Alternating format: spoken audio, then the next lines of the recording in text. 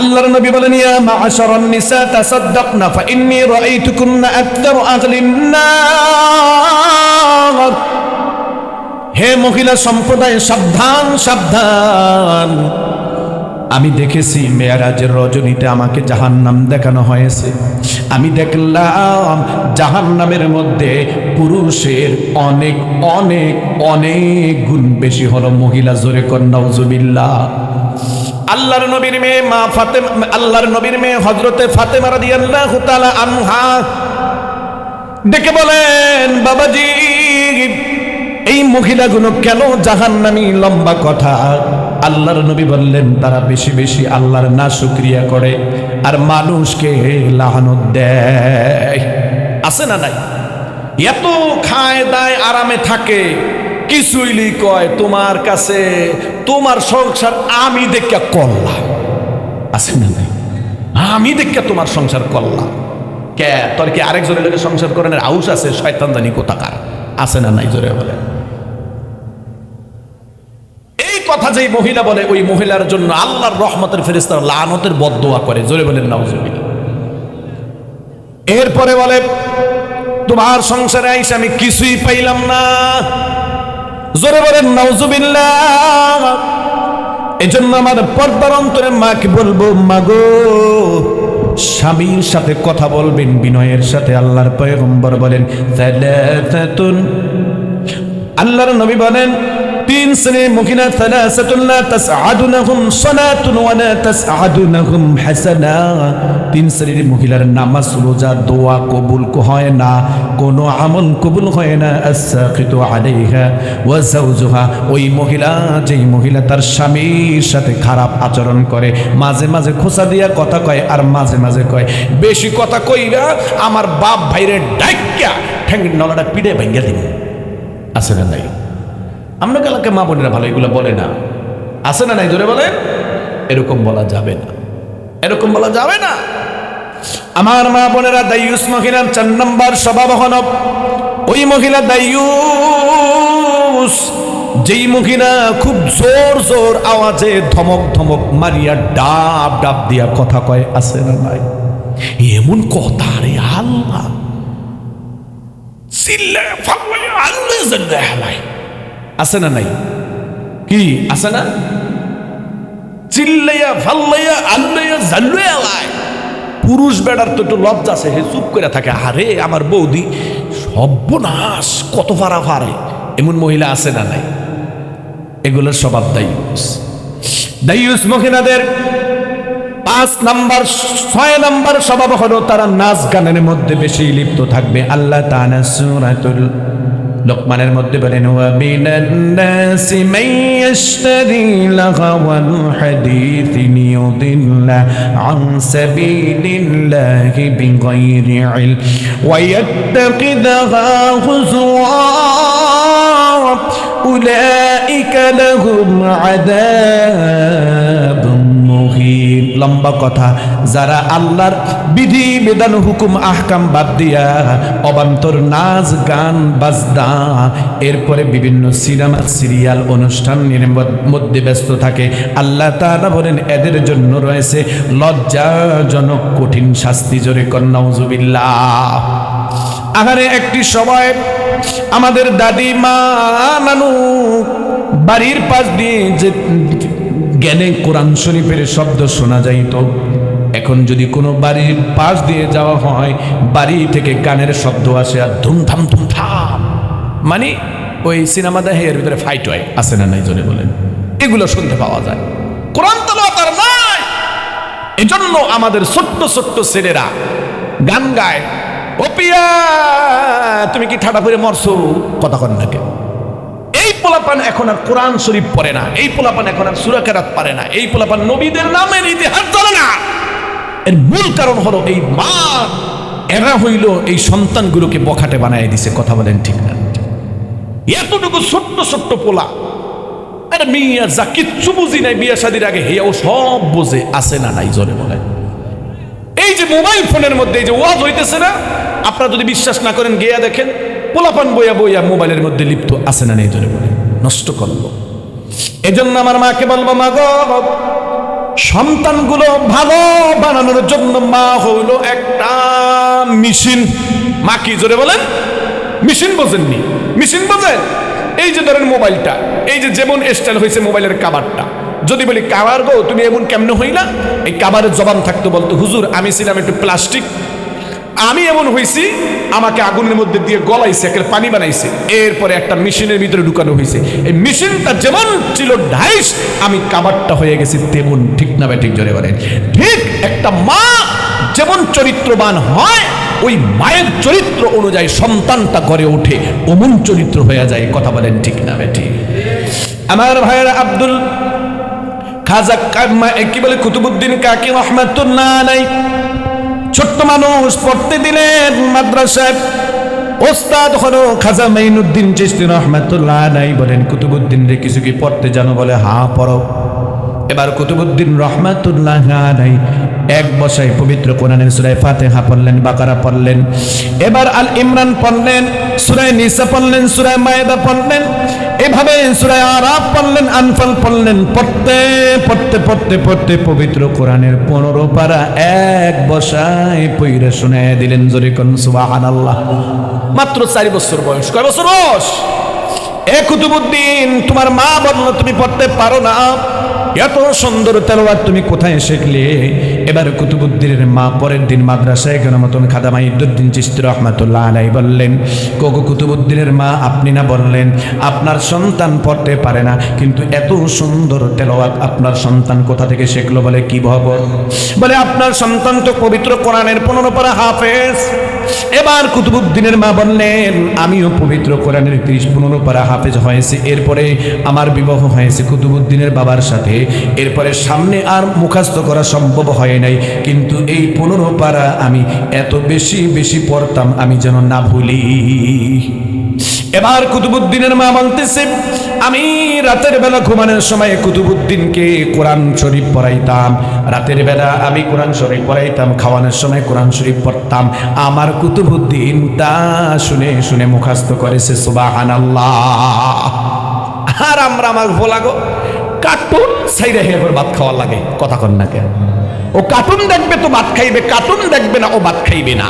আহারে কি ভোলা জন্ম দিয়েছি, আছে না নাই? জোরে বলে। কি মিথ্যা কথা বলে কইলাম না? আল্লাহ হেফাজত করুক, আমিন কর।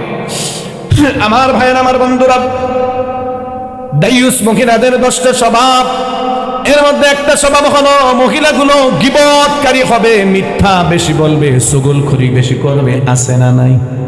এক জায়গায় বইলে আর কথা নাই, এত বেশি বানায়া বানায়া গীবত। আছে না নাই?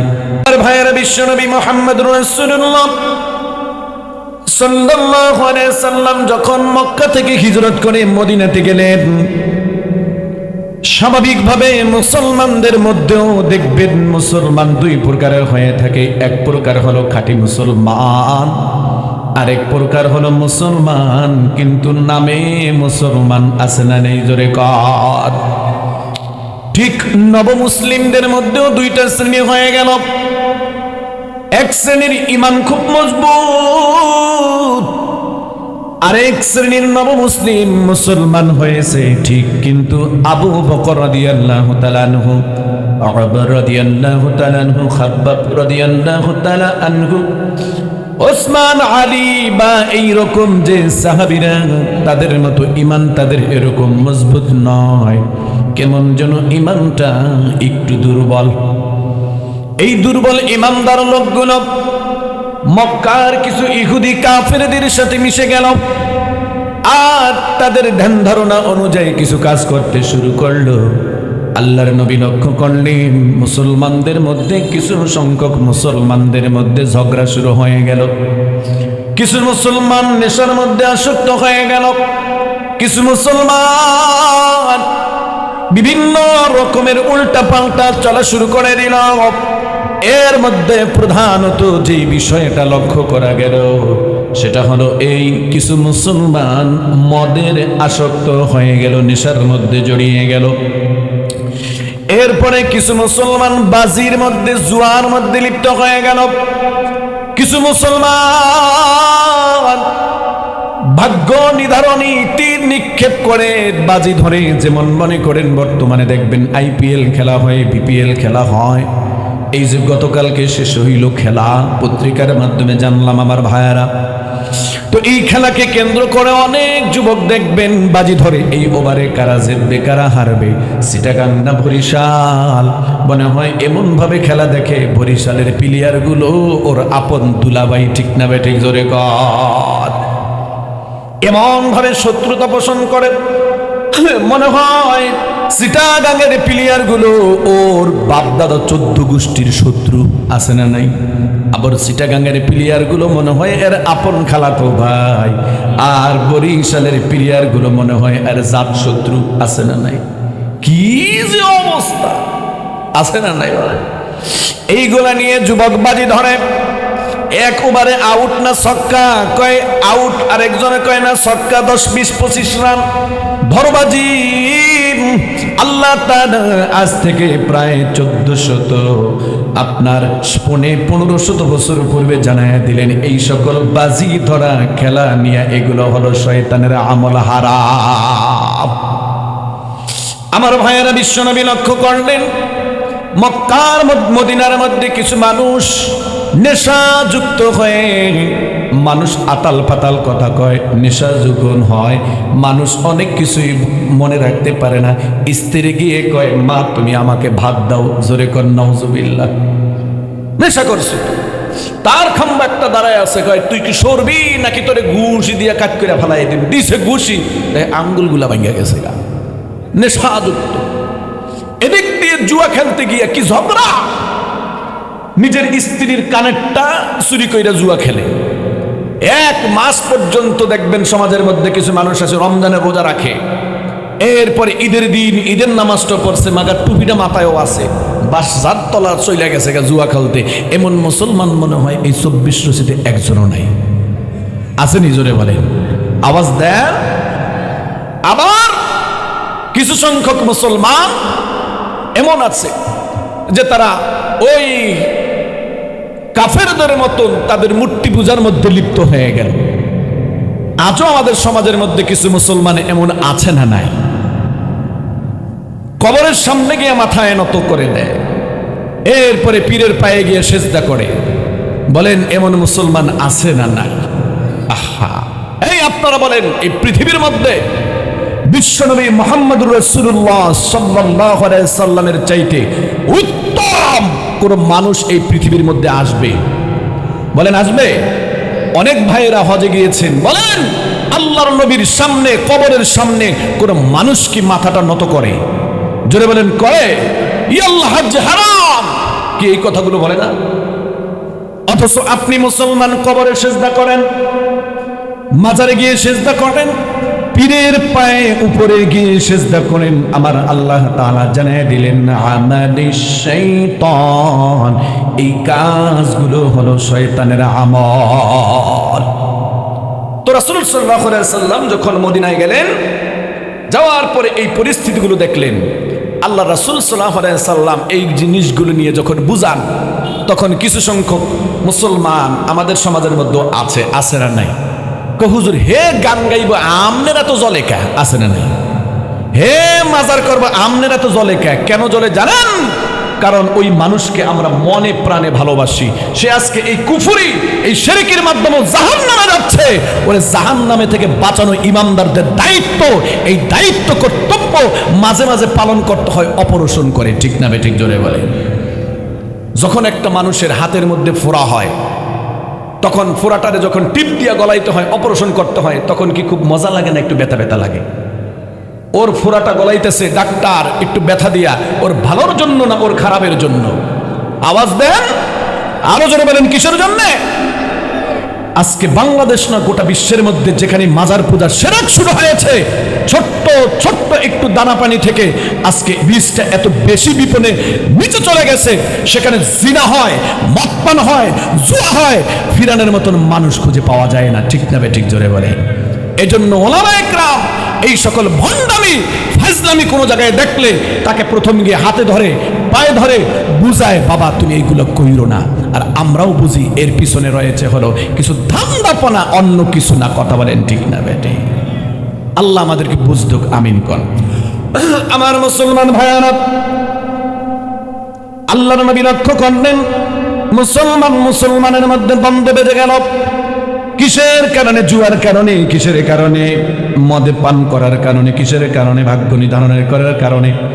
এজন্য আল্লাহ রাব্বুল আলামিন পবিত্র কোরআনের সূরা মায়েদার এই 90 নম্বর আয়াত, 91 নম্বর আয়াত নাজিল করলে আল্লাহ তাআলা জানিয়ে দিলেন, হে ঈমানদারগণ, তোমরা বেঁচে থাকো নেশা থেকে, অর্থাৎ মদ পান থেকে, জুয়া থেকে, ভাগ্য নির্ধারণের তিন নিক্ষেপ থেকে, বিভিন্ন প্রকারের শিরকি কার্যকলাপ থেকে। আল্লাহ তাআলা বলেন, কেননা এইগুলো হলো শয়তানের আমল। আওয়াজ দিয়েন, কার আমল? এরপরে আল্লাহ তাআলা বলেন, ফাজতানিবুহু লাআল্লাকুম তুফলিহুন। যদি তোমরা এই কাজগুলো থেকে বেঁচে থাকতে পারো, আমার আল্লাহ তোমাদের জীবনকে সফলতার দ্বারা ভরে দিবেন। চিল্লায়ে বলেন সুবহানাল্লাহ। আল্লাহ তাআলা এর পরের আয়াতে বলেন, ইন্নামা ইউরিদুশ শাইতানু আন ইউকিআ বাইনাকুমুল আদাওয়াতা ওয়াল বাগদাআ ফিল খামর ওয়াল মাইসির ওয়া ইয়াসুদ্দাকুম আন যিকরিল্লাহি ওয়া আনিস সালাহ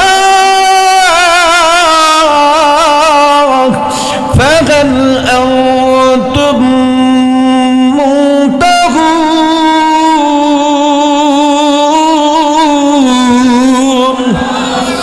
আল্লাহ রাব্বুল আলামিন বলেন, নিশ্চয়ই ইন্নামা ইউরিদুশ শাইতান, শয়তান চায় আইয়ুকিআ বাইনাকুমুল আদাওয়াতা ওয়াল বাগদাআ ফিল খামরি ওয়াল মাইসির ওয়া ইয়াসুদ্দাকুম। শয়তান চায় এই সকল নেশার দ্বারা, এই সকল জুয়ার দ্বারা, এই কার্যকলাপের দ্বারা তোমাদের মধ্যে ঝগড়া ফাসাদ সৃষ্টি করিয়ে দিতে, খুন খারাপি, বিভিন্ন রকমের কাজ শয়তান করাইতে চায়। ওয়া সুদ্দাকুম, শত্রুতা পোষণ করাতে চায়। আন যিকরিল্লাহি ওয়া আনিস সালাহ, আর শয়তান চায় তোমাদেরকে নামাজ থেকে দূরে রাখার জন্য, তোমাদেরকে আল্লাহর জিকির থেকে দূরে থাকার জন্য। ফাহাল আনতুম মুনতাহুন, এরপরেও কি এই ঘৃণিত নিকৃষ্ট কাজ থেকে ঈমানদাররা দূরে থাকবে না? এই পৃথিবীর মধ্যে তিনটা শ্রেণীর মানুষ এমনটি রয়েছে যে মানুষগুলোর উপর আল্লাহ এত বেশি রাগান্বিত হন, এত বেশি গুসা হন, এত বেশি বেজার হন। আল্লাহর পয়গম্বর বলেন, আল্লাহ তাআলার সুমহান সৃষ্টি সুখের জান্নাতকে আল্লাহ এই মানুষদের জন্য হারাম করে দেন। আওয়াজ করে কোন নাউজুবিল্লাহ। আল্লাহ বলেন, নবীজি বলতেন, সালাসাতুন ক্বাদ হারামাল্লাহু আলাইহিমুল জান্নাহ, তিন শ্রেণীর মানুষের উপরে আল্লাহর জান্নাত আল্লাহ হারাম করে দেন। এর মধ্যে এক নাম্বার হলো মুদমিনুল খামর, যারা নেশা করে, যারা মদ পান করে, গাঁজা খায়, হিরোইন খায়, ফেন্সিডিল খায়, ইয়াবা খায়, বিক্রি করে, এরা হলো নিকৃষ্ট। এদের উপরে আল্লাহর জান্নাতটা আল্লাহ হারাম করে দেন। চিল্লায় বলেন নাউজুবিল্লাহ। আছে না নাই? কি আছে না? আহা, আমার মুসলমান ভাইয়ারা, নেশাটা এমন বড় একটা অপরাধ। আল্লাহর নবী সাল্লাল্লাহু আলাইহি সাল্লামের সাহাবী হযরত ওমর রাদিয়াল্লাহু তাআলা আনহু নেশা করলেন, মদ পান করলেন। প্রমাণ যখন হয়ে গেল, প্রকাশ্যে বিচার করবেন। কি বিচার? বলে 80টি বেত্রা আঘাত করা হবে। ওমর রাদিয়াল্লাহু তাআলা আনহুর স্ত্রী বললেন, ওগো স্বামী, আবু শামা মদ পান করেছে, তাকে কি ক্ষমা করে দেওয়া যায় না? আবু শামা বলছেন, জীবনে আর সে মদ পান করবে না। লম্বা ঘটনা। ওমর ফারুক রাদিয়াল্লাহু তাআলা আনহু বললেন, আমি যদি আবু শামাকে ক্ষমা করে দেই, এই মক্কা মদিনার আরো কান্ট্রিতে আমার সামনে কেউ দাঁড়ানো পারবে না। কিন্তু আমি যখন কিয়ামতের ময়দানে আল্লাহর সামনে দাঁড়াবো, আর আল্লাহ তাআলা যদি আমাকে বলেন, এরে ওমর, আবু শামা মদ পান করেছিল, আর মদের শাস্তি হলো কেউ যদি মদ পান করে থাকে তাকে 80টা বেত্রাঘাত করা হবে। তুমি কেন ইনসাফের বিচার করলা না? আমি কি জবাব দিব? এজন্য আমিরুল মুমিনিন আবু শামাকে বিচার করলেন, আদেশ দিলেন কাজীকে বেত্রাঘাত করার জন্য। কাজী আস্তে আস্তে বেত মারে, আমিরুল মুমিনিন উঠে দাঁড়িয়ে গেলেন। এবার বেতটাকে হাতে নিলেন, নিজের সন্তানের গায়ে আঘাত করলেন। আমার ভাইরা, আঘাতে আঘাতে করতে করতে যখন 72টা বাড়ি মারলেন, আবু শামা ব্যথার যন্ত্রণায় মৃত্যু হয়ে গেল। আমিরুল মুমিনিন আল্লাহর দরবারে কেঁদে দিলেন, রব্বুল আলামিন, এই যে নেশা করা যে মারাত্মক অপরাধ, এর শাস্তি আমি দিলাম আল্লাহ। আবু শামার মৃত্যু হয়ে গেল। আল্লাহ গো, আমি তো আবু শামাকে ইচ্ছে করলে সলসার তৈরি করে ছেড়েও দিতে পারতাম, কিন্তু না, আমি করলাম না। আল্লাহ তুমি আবু শামাকে ক্ষমা করে দিও। এরপরে কবরের উপরে কবরের মধ্যে রাখলেন, কবরের উপরেও আরো 8টা বাড়ি দিয়ে 80টা পূর্ণ করলেন। আমার ভাইয়ারা, নেশা এই যে শাস্তি দেওয়ার পর আমিরুল মুমিনিন অর্ধ জাহানের খলিফা দ্বিতীয় আরেকবার এই নেশার বিরুদ্ধে তার বিচার করা লাগে নাই। আমাদের সমাজের মধ্যে, আমাদের রাষ্ট্র যদি এই ইসলামী শরীয়ত অনুযায়ী যারা নেশা করে তাদেরকে যদি বিচার করত, আমাদের সমাজ থেকেও কিন্তু নেশাটা দূর হয়ে যাইত। তবে ইসলামী শরীয়ত আজকে ওইভাবে বিচারটা করে না। তবে শুনে রাখেন, যারা নেশার মধ্যে জড়িত আছেন, আল্লাহর কসম একবার, আল্লাহর কসম 2 বার, আপনি যতবার নেশা করবেন ততবার নেশার শাস্তি আপনার জন্য জাহান্নামের মধ্যে রিজার্ভ হয়ে থাকবে। আর এই শাস্তি আপনাকেই পেতেই হবে যদি আপনি তওবা না করে এই নেশা না ছেড়ে দেন। এজন্য অনুরোধ করি, জীবনটাকে ধ্বংস করিলেন না। এই মুখটা আল্লাহর দেওয়া প্রদত্ত একটা নিয়ামত। আমরা যখন মাতৃগর্ভে ছিলাম, আমার আল্লাহ এই মুখটা দিয়ে রক্ত প্রবাহিত করেন নাই, মায়ের নাভির সাথে আমাদের শরীরের নাভিটাকে একটা অ্যাড করে দিয়ে সেখান দিয়ে রক্ত আল্লাহ তাআলা চলাচলের ব্যবস্থা করেছেন। অথচ আপনি এই দুনিয়াতে এসে সেই মুখটা দিয়ে আপনি নেশা করেন। আল্লাহর কসম, যারা তওবা না করে মৃত্যুবরণ করবে এই মুখ দিয়ে নেশা করার কারণে, তাদের এই মুখটাকে জাহান্নামের আগুনে জ্বালানো হবে। আওয়াজ দিয়ে বলেন নাউজুবিল্লাহ। সাবধান, সাবধান হয়ে যা। আজকে নেশার মধ্যে লিপ্ত, আর বিড়ি সিগারেটটাকে এটা তো কোনো অপরাধী মনে করে না। কেমনে যা খায়, আহা! জানেন, আমার তো মাঝে মাঝে লজ্জা হয়, হিন্দু মানুষ মৃত্যুর পরে মুখের মধ্যে আগুন দেয়, আর কিছু মুসলমান জিন্দা থাকা অবস্থায় মুখের মধ্যে আগুন দিয়া টানে। কথা কোন ঠিক না ঠিক বলেন? যদি একটা নেকি হইতো তাইলে সবচেয়ে বেশি সিগারেট আর বিড়িগুলা খাইতাম আমি। মিয়া, কোন নেকি আছে? কথা কোন না কে? তাহলে কে আপনাকে এই বিড়ি খাওয়া শিখাইল? কে আপনাকে নেশা করা শিখাইলো? জানেন কে শিখাইলো? তার নাম হলো মিস্টার ইবলিস। আওয়াজ দিয়ে বলেন কে? এটা হলো আমালিস শয়তান। সারিয়া দিব, রাজি আছেন ইনশাআল্লাহ? জুয়া এটা খেইলেন না, মারাত্মক অপরাধ। আমার ভাইয়েরা, আজকে জুয়ার কারণে অনেকের সংসার টলমল অবস্থা, কামাই নাই, রোজগার নাই, সংসারের মধ্যে হাহাকার। কেন আপনি জুয়া খেলেন? কেন আপনি জুয়া খেলেন? 70টা কবিরা গুনাহ একটা জুয়া খেলা। জোরে কর নাউজুবিল্লাহ। আছে না নাই? এরকম করবে। আমার ভাইয়ের, আমার বন্ধুরা, এরপরে হলো বাজি ধরা।